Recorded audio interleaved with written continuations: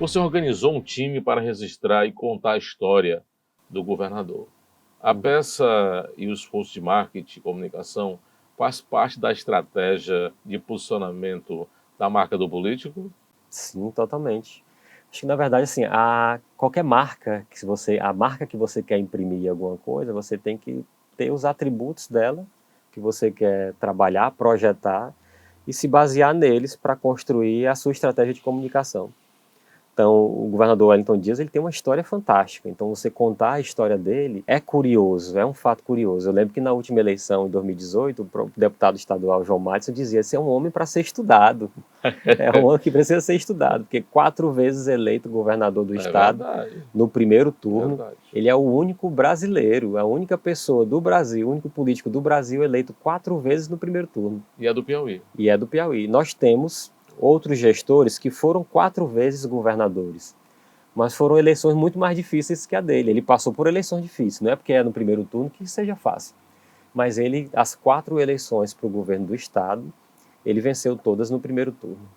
Em diferentes situações, diferentes contextos, mas em cada uma delas um desafio diferente, cada uma com a sua dificuldade, cada uma com o seu caminho, mas todas elas ele conseguiu sair vitorioso no primeiro turno. Nessa você aposta em primeiro turno? Com fé em Deus.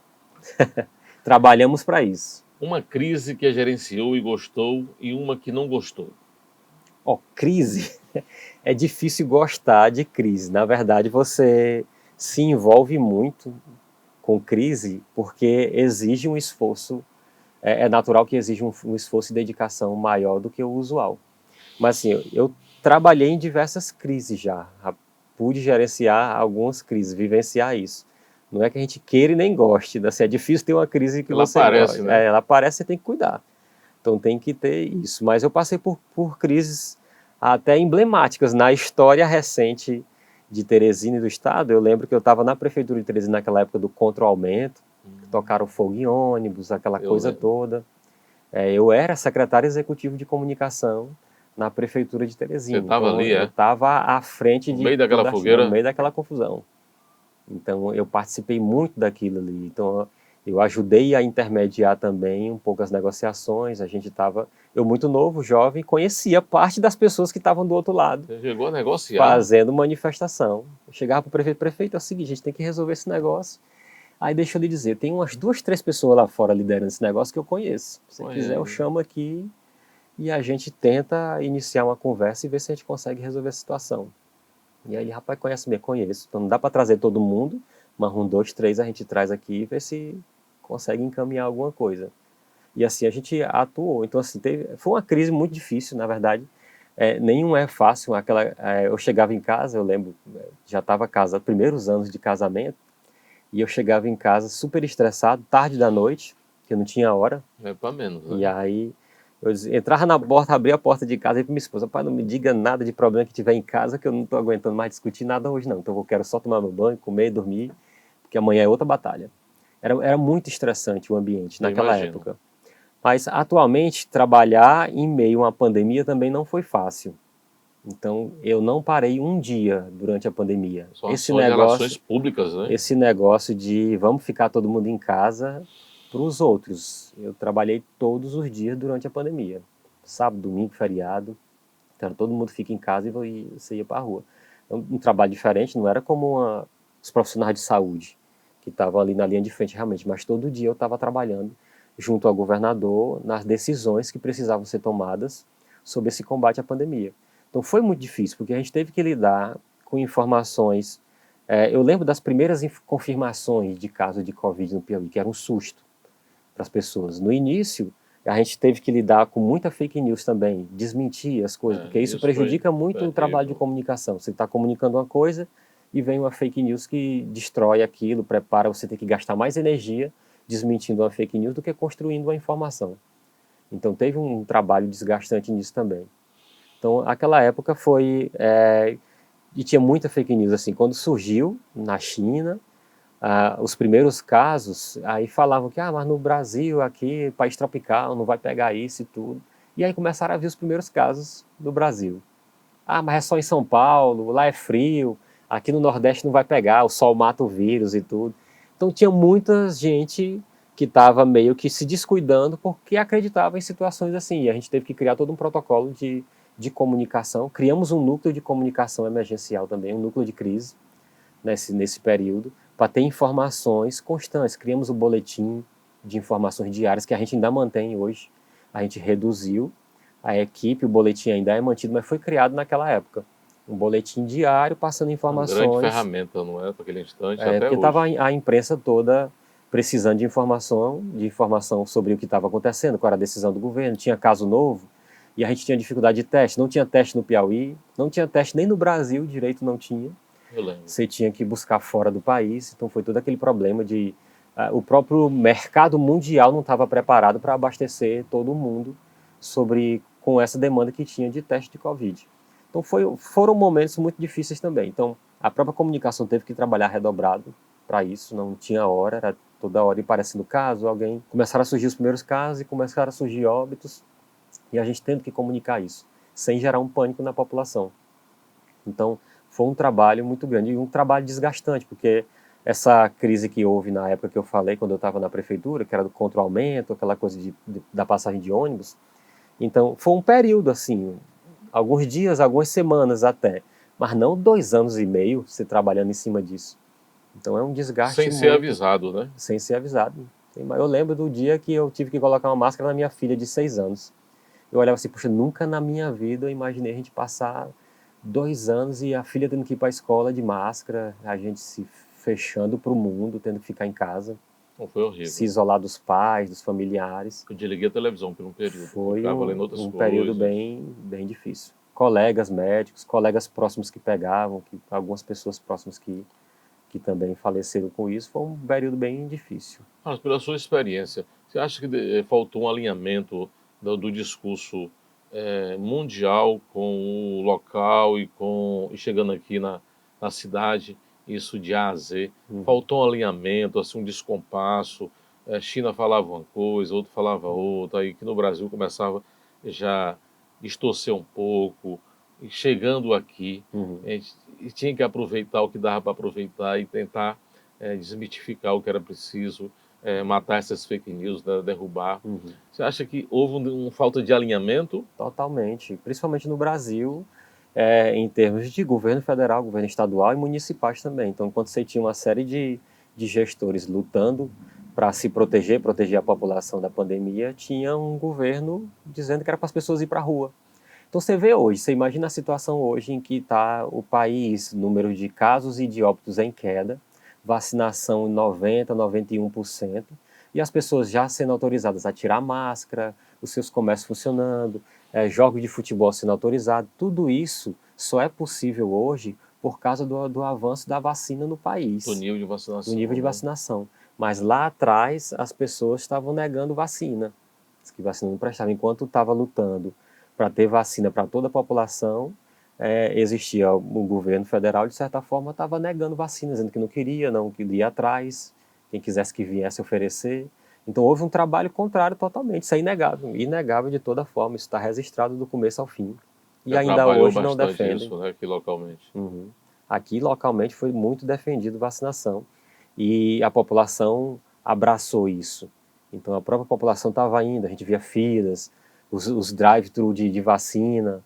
Então teve várias situações que foram criadas aqui no Piauí que virou referência para o país todo também. Então pessoas se vacinando, a gente tinha uma van de vacinação indo de casa em casa, tipo um busca-ativa que era feito no interior, que era uma van com enfermeiros, pessoas com ali um cooler com um kit para fazer a vacinação, indicando vacinou, não vacinou, pegava os dados direitinho e saía vacinando a população. É por isso que o Piauí está nesse status hoje também, porque trabalhou para proteger a população. Muita gente não tem ideia do que a comunicação trabalha nesses momentos mais difíceis, né? De um governo, de uma marca, tanto pública como privada. Nesse caso especial, muita gente pensa que isso só foi da saúde, né? Você me contando aí a sua agenda nesse período, quanto a comunicação trabalhou. Como ela fica ali nos bastidores, né? Cuidando da marca, do Estado e do gestor, muita gente não percebe, né? A própria comunicação, nesse período, ela teve que agir como um agente de conscientização. Então, Então a gente teve que fazer campanhas de conscientização, de uso de máscara, higiene das mãos, distanciamento social. A gente fez uma série de trabalhos. A comunicação foi tão importante que foi criado um crédito extraordinário só para aplicação em campanhas de Covid. Então, dentro desse período, existia a publicidade institucional normal e a publicidade voltada para o combate ao coronavírus. Então, a gente fez uma série de campanhas de conscientização, de cuidado, de alerta, de estímulo à vacinação, que foram feitas de forma detalhada e segmentada somente para a questão de Covid. Então, a comunicação trabalhou muito. E quando tinha algum sentimento ou ruído, uma sensação diferente de resistência, a comunicação era que entrava de forma mais intensa. Foi totalmente estratégico. Totalmente estratégico. É um case, né? É um case. E a gente tem tudo isso documentado. Você, como bom gestor de crises complexas, qual a crise gostaria de ter gerenciado no mundo, no planeta? É difícil, assim, mas imagina você ser coordenador de comunicação da OMS numa pandemia dessa. É uma experiência fantástica pela amplitude que tem da informação que você passa, é uma responsabilidade gigante. Então, assim, gerenciar a crise, você aprende 1000 vezes mais do que em qualquer processo. É aquele ditado que tem, né? Mar calmo não faz marinheiro bom. Então, quando você está num momento de crise, você consegue mostrar muito mais a sua habilidade que você precisa ter para superar aquele momento do que em um momento tranquilo. Quando está tudo bem, não vai fazer. É muito fácil, né? É muito fácil, né? Mas em momento de crise você tem que ter uma habilidade dobrada para poder viver.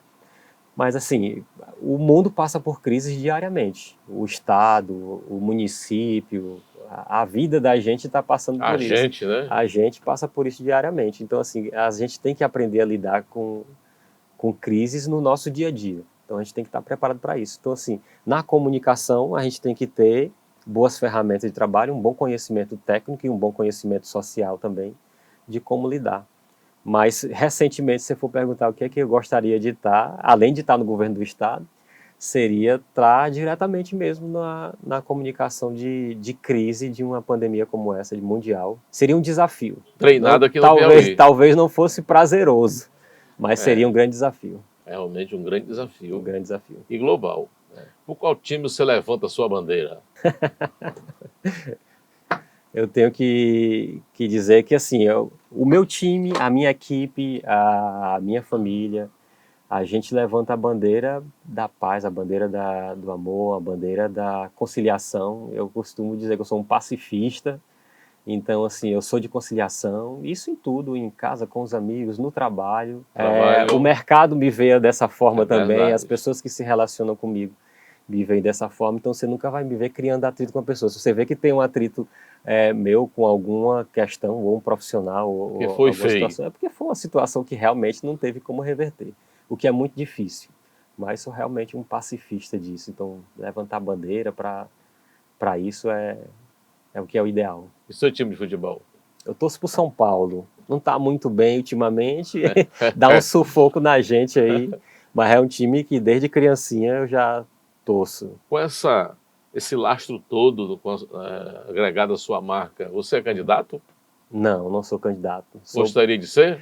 Nunca pensei nisso, de verdade, Cândido. Não tenho essas pretensões. Sabe o que é que eu acho legal quando me perguntam isso? Porque, assim, eu sou um cara que gosta muito de trabalhar, de verdade, de verdade. Do meu pai. Meu pai sempre trabalhou também em vários lugares.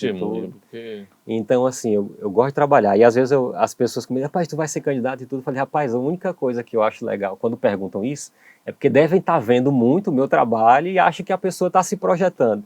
Então, assim, eu acho que tem um trabalho projetado, de certa forma. Mas o interesse nunca foi, e nunca nem pensei de verdade em ter nenhum. Você não foi picado pela mosca azul? Não. Uma grande paixão, Alisson.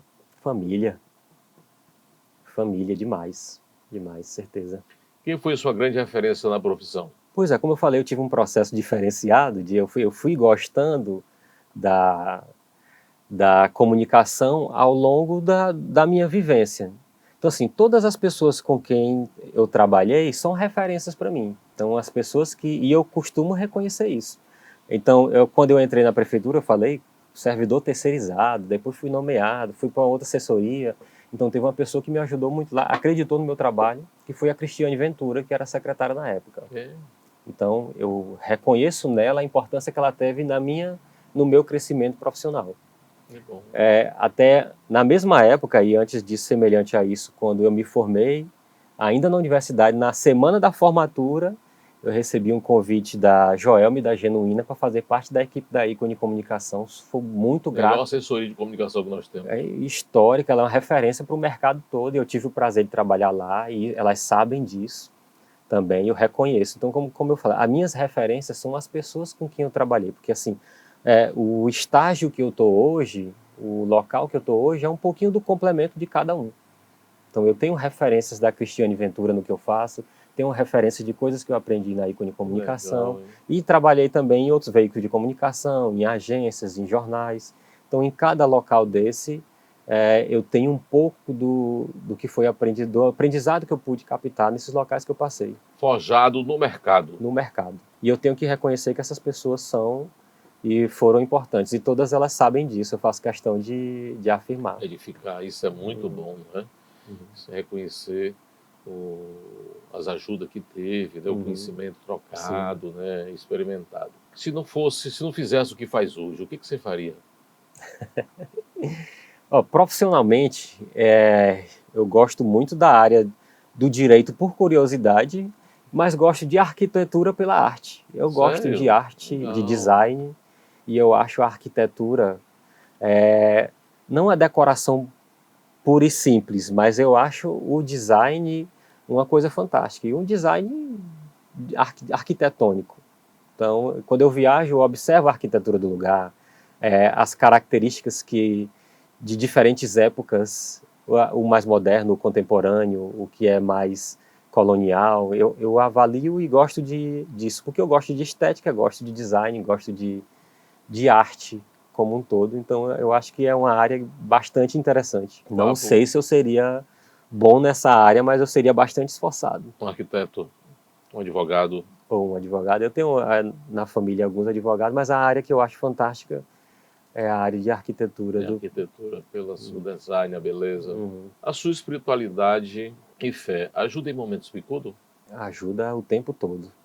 Ajuda o tempo todo. Assim, o meu caráter ele é forjado pelas crenças que eu tenho. Então, assim, eu tenho esse lado profissional, mas toda a minha conduta profissional ela é marcada por uma questão moral e religiosa que eu tenho. Então, eu sou cristão, sou evangélico, sou da Igreja Batista, então eu também tenho uma vivência lá de crescimento também, de participação ativa de verdade das atividades.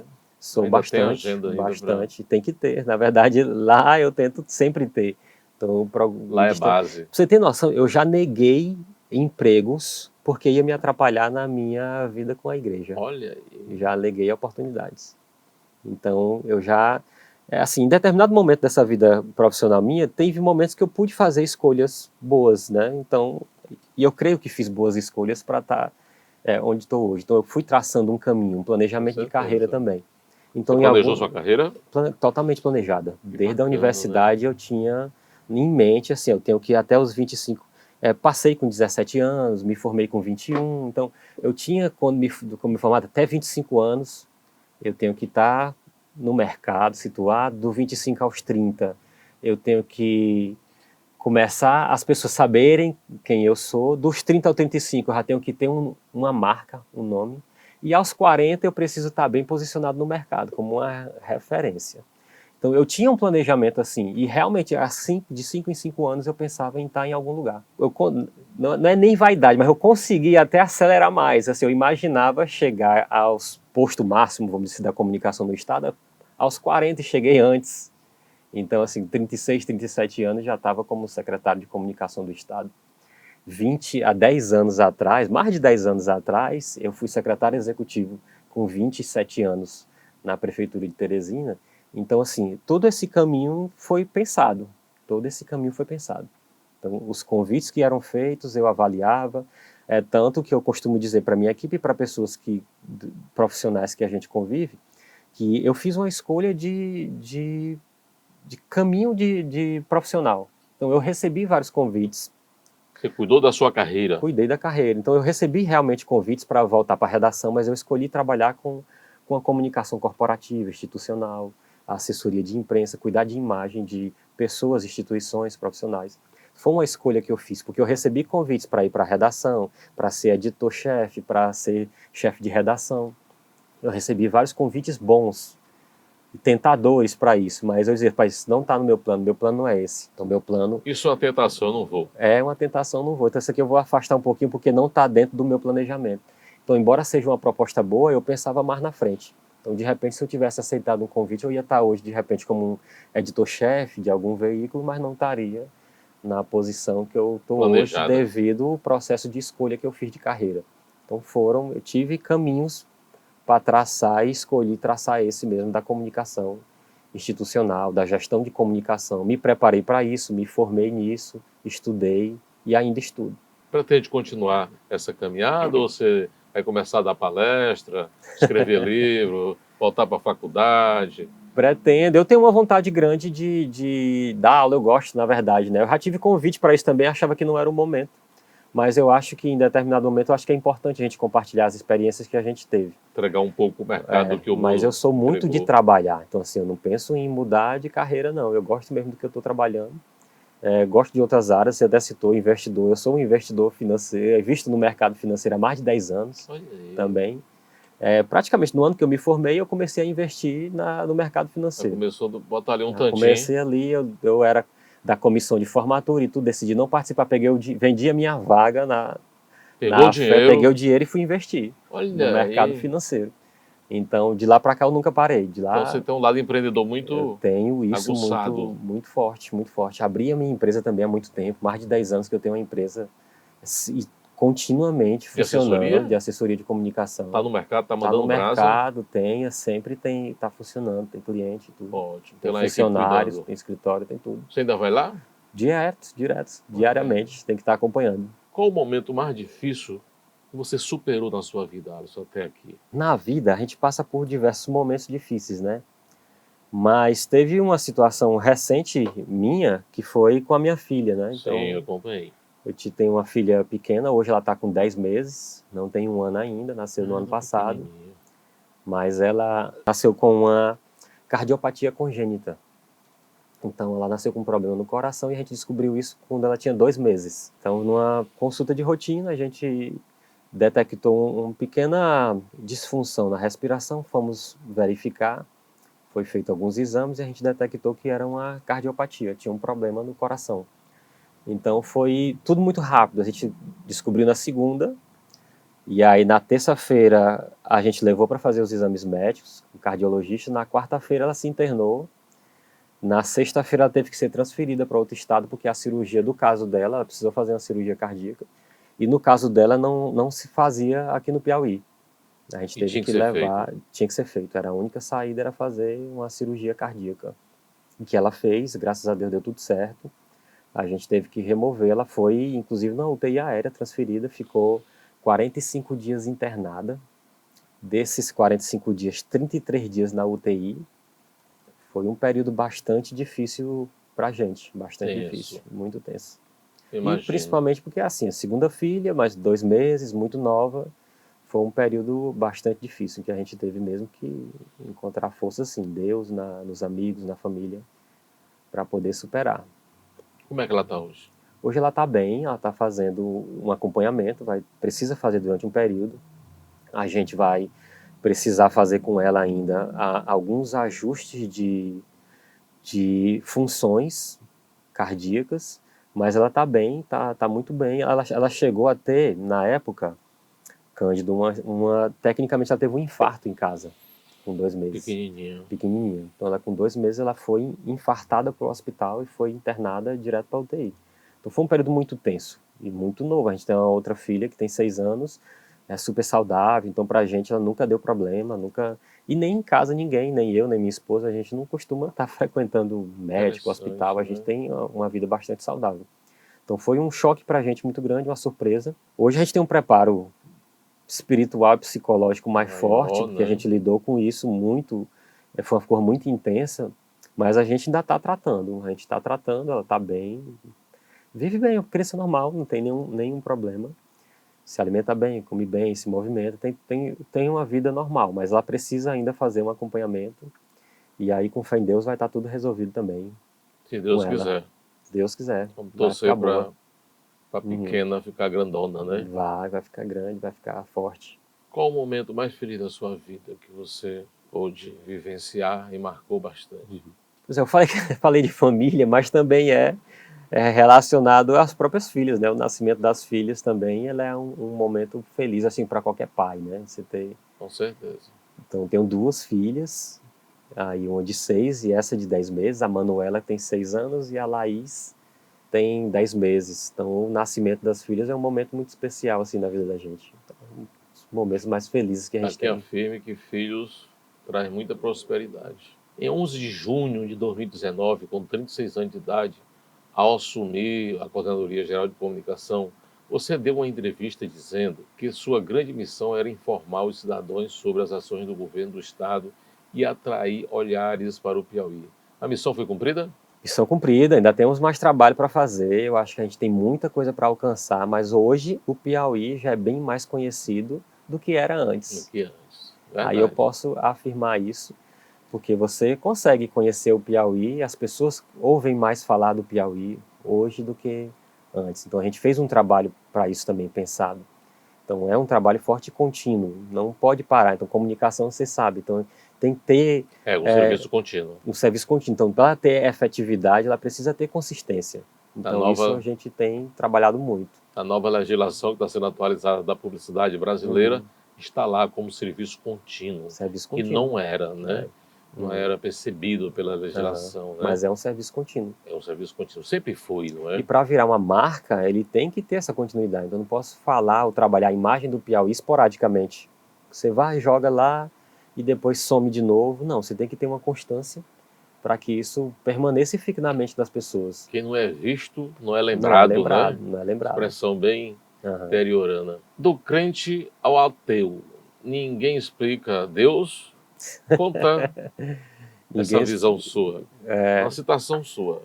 Tem uma música, inclusive, que tem essa citação, porque você imagina, do crente ao ateu, ninguém explica Deus. Você vai falar com um crente ou um ateu, cada um vai ter a sua versão, a sua forma de interpretar, a sua forma de falar sobre Deus, mas nenhum deles vai conseguir explicar qual é a essência divina. Apenas a pessoa que conhece a Deus e consegue sentir aquela espiritualidade.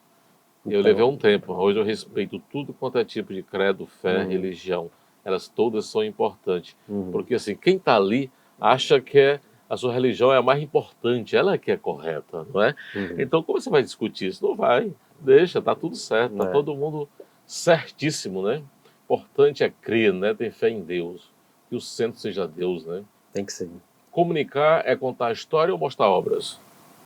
Descobrir o Piauí é sentir a imensa alegria de viver um estado de infinitas e surpreendentes emoções. O Piauí do calor humano de sua gente, do belíssimo e fantástico Delta do Parnaíba. Descobrir o Piauí é viver toda a beleza do seu litoral. O Piauí é todo seu. Descubra esse estado de belezas e emoções. Piauí, Governo do Desenvolvimento.